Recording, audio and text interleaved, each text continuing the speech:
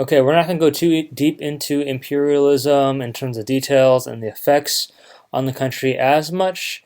The main point is knowing what are the motives and what were the reasons as to why European nations did pursue imperialism. So now our focus is on Asia. The first country we're going to talk about is China. And you guys have read this, so I'm going to just blast through it. But the Opium Wars come because Britain wants to trade with China. China's not that open about it until they find out that there's this plant, which is opium, that can be smoked as a drug. And from this, it was cheap for Britain. They didn't have to give away, gold and silver to trade for spices and tea from China. Eventually, Chinese government, Qing dynasty gets upset because, hey, you're getting people addicted to this drug, and it's making them lazy. It's making them unproductive, right? And at this point, it's ruining their economy, and it's a whole thing that it's a huge effect, makes them upset. They declare war on each other, right? Britain obviously is going to smash China because of their industrialization and technology put into military. And so what happens is that several coastal cities, their port cities, have to be open now to British trade, and China is forced to surrender. The Treaty of Nanking comes, and this comes in 1842, and this identifies Hong Kong as a territory right off of the coast of China. It's going to be given over to Britain. Britain's actually going to be developing this small island, which is going to be like a use for a port city. It's going to be kept for about 150 years, and in 1997 it's returned back to China as a territory. And this time, this is where Hong Kong is completely different from China because it has, lived under a British government and economy, okay, and it still has a special territory rights. Okay, second thing is that treaty ports are now included in Canton and Shanghai. British residents in China have British residents, or basically European visitors that live in China now, are given these special privileges called extraterritoriality. And what it means is that they are no longer bound and have to abide by the Chinese law. They live basically as a British citizen, even on Chinese soil. Okay, and then you have the second Opium War, and this is basically where China is losing. They are being forced to open more port cities to British and French trade, and also they have to accept different type of trade terms and investment terms that's basically going to hurt their economy. And they don't want to, but they're being forced because they are the losers of the Opium Wars. Okay, and then from that we have the Taiping Rebellion. The Taiping Rebellion comes in 1850. This is where the Qing dynasty that is in power is going to face some rebels, and they're going to start fighting back. It's a bunch of small different Chinese factions, ethnicities that are banding together to take down the dynasty, and it was a pretty bloody civil war, and about 20 million people perished from this. And so this is a huge cost to China, and the only way that the Qing dynasty, the Manchus, were able to crush the rebels is through the help of the British military, helping them and basically supporting them to maintain the power. Now, why would the British military help them? It is because, yes, they know that they can then influence and gain more trade rights and make more money as a new market, China being one of the customers. Okay, so we talked about how there's different types of rule. China is going to be example for the spheres of influence, specifically on the eastern Chinese coast is where all these port cities are. And so by the late 1800s is where we're going to see that they are pretty much influenced and dominated by these Western powers: Britain, France, Russia, Japan, and Germany. Okay, Japan is not Western, but still, because we'll get there. But Japan's going to be a strong Asian power. Okay, then China goes to war in the Sino-Japanese War, and from that, as we know, they lose the territory of Taiwan, also known as Formosa.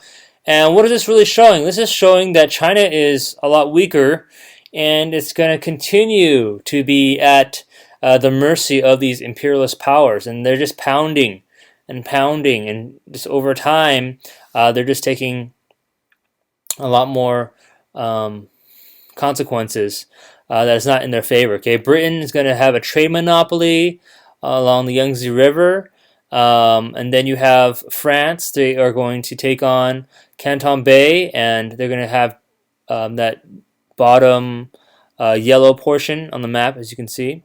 And then you have Russia, and they're going to control northern Manchuria and parts of Mongolia. Okay, Germany is going to take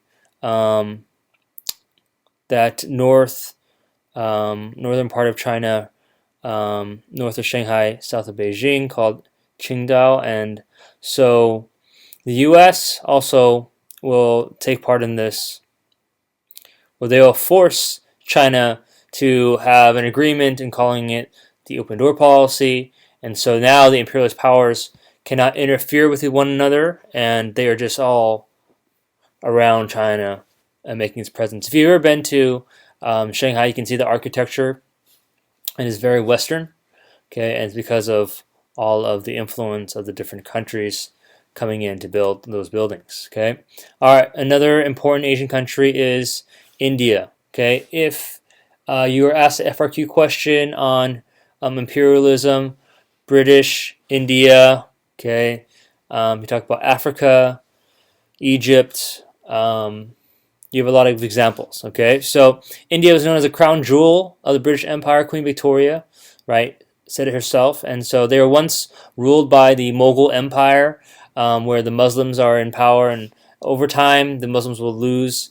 These Muslim princes will lose control and power over their jurisdiction of the regions, and then the British East India Company is going to be established, and slowly, beginning with just an economic colony, economic imperialism, they're going to actually take over politically. So from the 7 Years' War, you have a major general named Robert Clive, and he's going to capture many military posts, and he's going to actually kick France out of India. That's what the 7 Years' War decided upon, and so now British East India is going to have complete control, and Parliament is just going to keep them accountable. But this is basically a joint stock company. This is not a political party, right? But it's just a bunch of investors that are now in control of an entire country, right? So if you can imagine, you have this corporation now today that's made of stockholders, right? And they own a country. That's pretty absurd, right?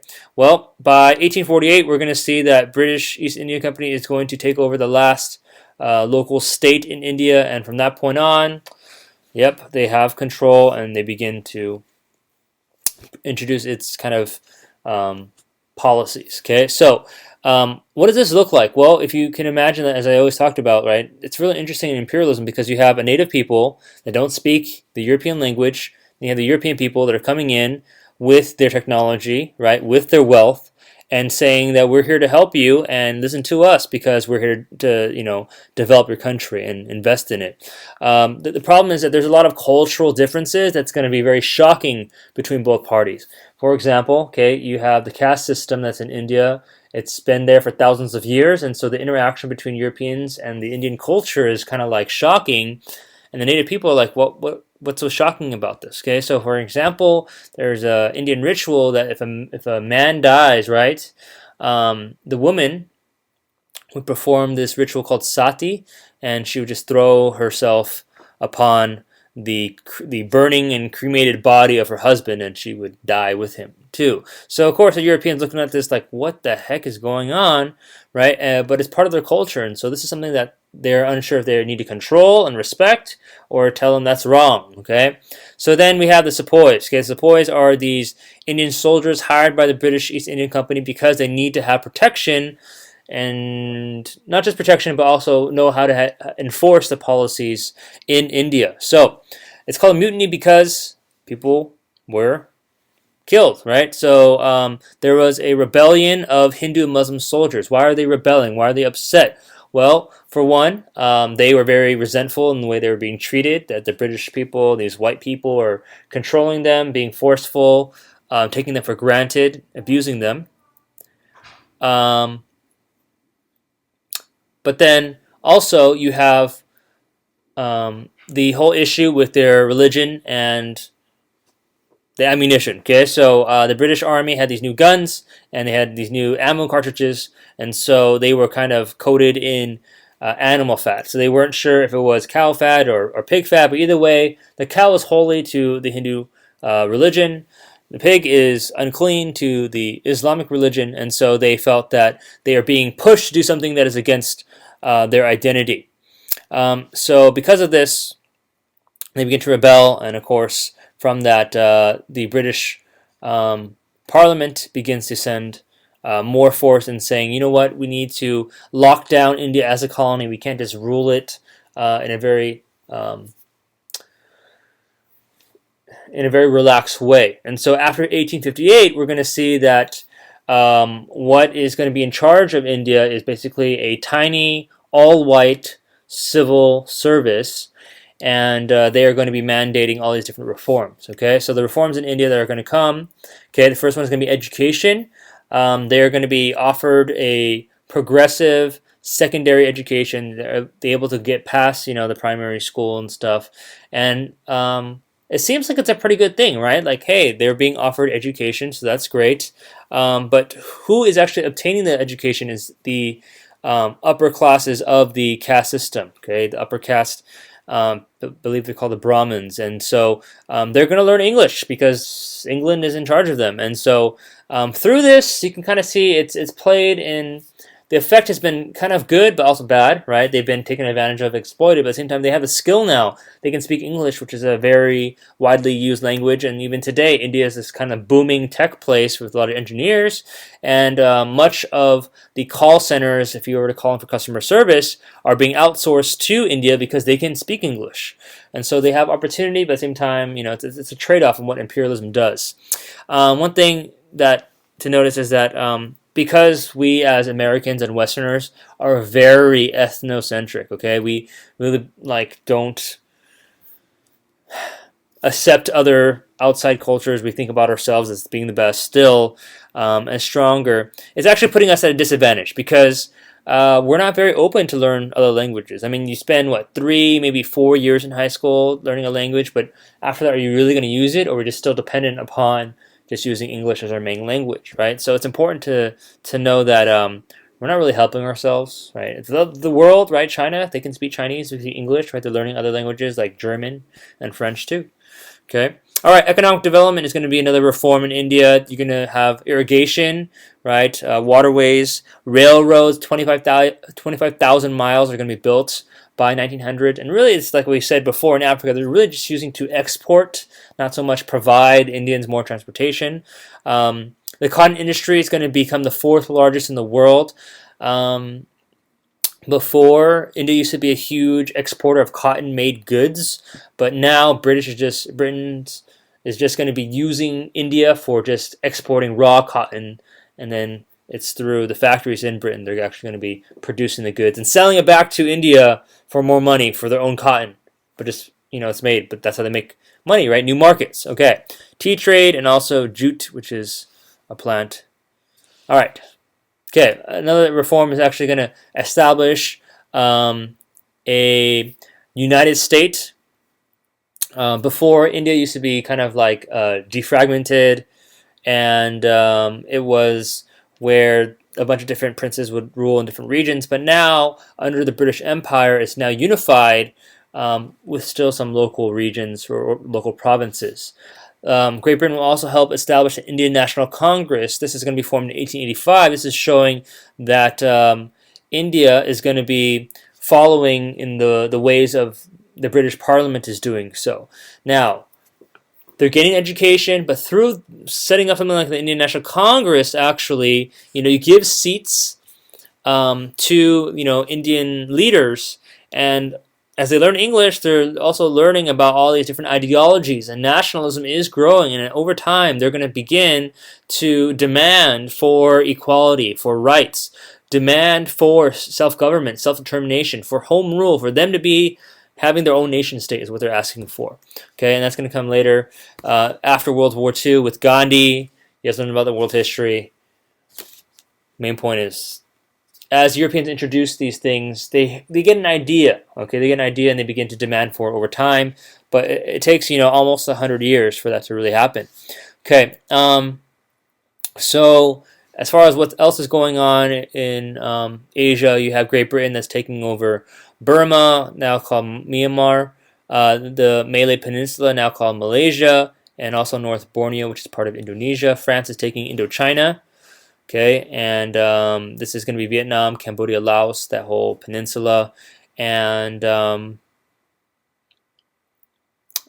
this is where French Indochina is going to be a protectorate. And over time, right, they're going to gain their independence. Germany has these islands, Marshall Islands, and Samoa, that's in the Pacific Islands. And then you have the Spanish-American War, right, the United States. We obtained the Philippines from Spain. Okay, moving forward, responses to imperialism. Well, China, right, is going to have a rebellion. It's called the Boxer Rebellion in 1900. This is where they have nationalism for their own Chinese people, and these nationalists are trying to get rid of the foreign imperial powers. They are unsuccessful. The Chinese uprising is unsuccessful because obviously the technology and strength of the European military is way too strong, right? But over time, they are finally China is going to experience a revolution where the Qing dynasty, after thousands of years of having a kind of a feudal monarch system, they're going to be changed to a republic under Sun Yat-sen, and so he is looking to establish a republic and leading the Chinese Nationalist Party. Okay, then you have Japan. They are going to respond to imperialism in a more positive way, in a sense where the U.S. forces Japan to open trade in 1853. From that point on, the Meiji era, the Meiji Restoration period begins, and Japan is going to be the leading Asian power by the end of the 1800s. And so through this, they're going to see a lot of reforms, economic expansion, industrialization, and over time, they're going to be able to grow and begin engaging in wars, one being the Russo-Japanese War. We talked about this already, right? They crush Russia, they humiliate Russia, and a lot of Western powers are saying, wow, like, okay, we usually dominate Asian countries, and Russia just got smashed. And so they see Japan as a growing threat. Then comes the Treaty of Portsmouth, which is the treaty for the Russo-Japanese War, the peace treaty, and they agree that Japan is going to take certain concessions. Some of the impact on that is that they will get Korea, right? They will have a share in Manchuria, okay? And so Russia now wanting to expand in its Asian continental side, it now is switching over to the Balkans, right, which is going to lead us to World War I. They lose Port Arthur, warm water seaport, really important to them. And this is something where Japan is going to be growing going into World War I, World War II. And lastly, we have the opponents of imperialism. Okay, so those that oppose imperialism are many names. Okay, the anti-imperialists. The thing is that they kind of contribute different things. With Karl Marx, he claimed that the bourgeoisie are obviously very greedy, power hungry, and so they're looking to expand their markets, increase their profits, exploit the workers. And what does that mean? That as a capitalist country, they're going to be leading more conquests to conquering weaker to dominate them. Okay, then you have John A. Hobson. He's the main guy for anti-imperialism, and he says that, you know what, because countries are growing so quickly and powerfully, they're going to look at these colonies as their new markets, because the oversupply, right, the overproduction of European goods, they need to sell them somewhere. So where are they going to sell them? Well, these colonies need it. They're going to buy it. Okay, and so the government is influencing these businessmen and these bankers to put their money in these colonies, and from that, imperialism is really only helping the wealthy class. So the rich get richer, the poor get poorer, and this is a problem. His suggestion is that if European governments, instead of selling the goods to the natives in the colony, then they could instead, the governments can say, hey, businesses, you should pay your workers more, raise their wages, then they can afford these goods, and they can buy these things, and then you don't need to set up these new markets in these colonies. But are they really going to listen to a guy like this? No, because it doesn't really matter what he thinks because they're still making the money in the end. And so anti-imperialism will increase as Hobson's ideas is spreading throughout Europe. Socialists are going to agree with Hobson in saying that this whole growth of capitalism, right, which they are against, socialists are against capitalism, right? This whole growth of capitalism is leading us to be more of an imperialist country, and so that is something that they are fighting against. Then you have Lenin, who actually wrote Imperialism, the Highest Stage of Capitalism, and this is kind of like their ideas and their theories in saying that from the competition of European countries, it brings the rivalries, right? And over time, we're going to see, what Lenin's saying is pretty true, that there's going to be competition to the point where war will break out because of the land grabbing throughout the world and just competing for these natural resources to be more powerful. Okay,